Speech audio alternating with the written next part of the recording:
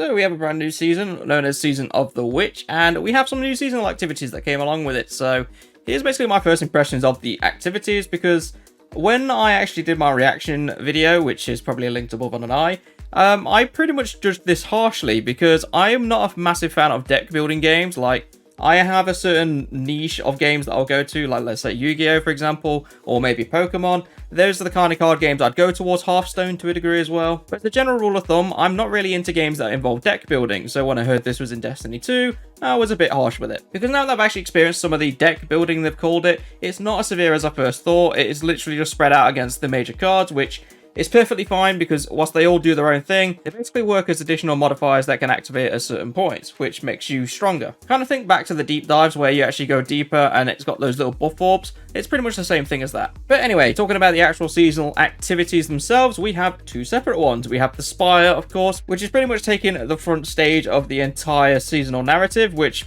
I can't blame them. It's a cool structure all in all, but I have a feeling that it will run its course unless it's like the TARDIS where it's bigger on the inside. I'm not sure how this is going to play out. Because I don't know about you, but I definitely hope the Spire map actually changes next week. Because if you are running the same map and you're basically getting used to the same routes every single week, this is going to be a very boring map within the first 2 or 3 weeks. However, I do have a suspicion that it's going to be segregated out into 2 different rotation maps. I'm hoping there's more, but I'm not going to put too much hope into it. And the only reason I'm saying that is because in the Triumphs, there is something that suggests that there's going to be another set of runes. So if you've done the secret chests already, there's going to be another 2 in the next week. Or at least that's what the theory is anyway. So I imagine there's going to be an alternative route within the Spire that we can do. Overall, I actually really enjoy the Spire itself. It's definitely well put together, and I could easily see Bungie taking this and just making it a strike without changing anything, because that is literally how it plays, which is perfect for seasonal content. And personally for me, this would be much better than Battlegrounds. So Bungie, if you want to actually add this as a strike, you will have no complaints from me. But looking on the other side, we have basically, I suppose it's Bungie's approach to Horde mode,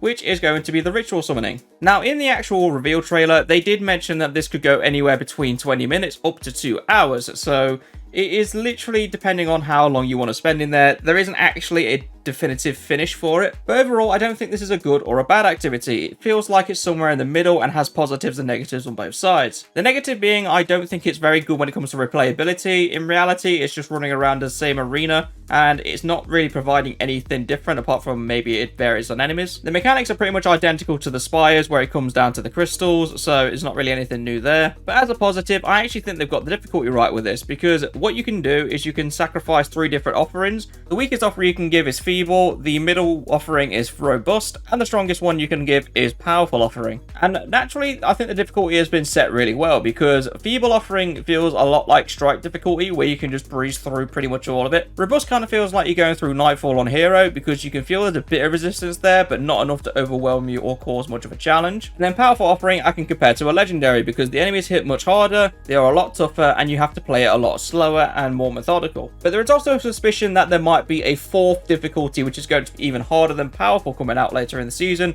because there is actually 4 altars in the summoning area. Whether that's actually true or not, we'll have to wait and see, but it's going to be interesting nonetheless. But of course, let me know what you guys think about the seasonal activities down below. I would love to know your opinions, and as always, remember to leave a like and subscribe down below. But for now, I shall see you all in the next video.